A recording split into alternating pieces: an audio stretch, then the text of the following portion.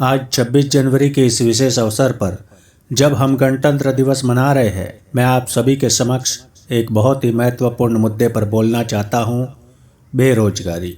गणतंत्र दिवस हमारे संविधान और लोकतंत्र का उत्सव है, जो हमें ये याद दिलाता है कि हमारे पास अपने अधिकार है, लेकिन इन अधिकारों के साथ साथ हमारे कुछ कर्तव्य भी है। हमारे देश ने पिछले वर्षों में कई क्षेत्रों में प्रगति की है, लेकिन बेरोजगारी आज भी एक चुनौती है जिसे दूर करना अत्यंत आवश्यक है।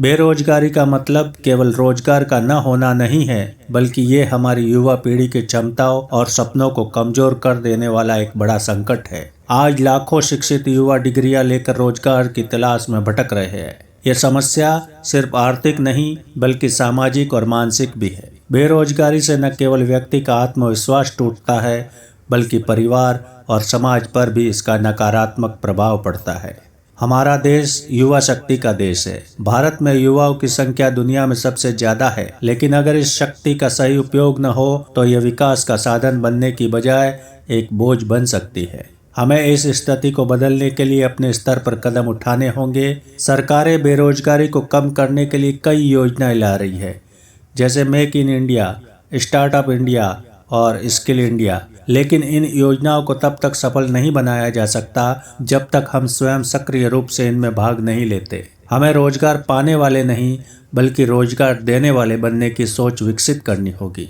बेरोजगारी की समस्या केवल सरकार की जिम्मेदारी नहीं है, हमारी शिक्षा प्रणाली, सोच और सामूहिक प्रयासों का भी हिस्सा है। हमें अपनी शिक्षा को रोजगार केंद्रित बनाना होगा और साथ ही अपनी सोच में उद्यमिता को बढ़ावा देना होगा। हमें नौकरी ढूंढने की बजाय नए अवसरों का निर्माण करने की ओर कदम बढ़ाना चाहिए। इसके अलावा हमें कौशल विकास यानी कि स्किल डेवलपमेंट पर जोर देना होगा।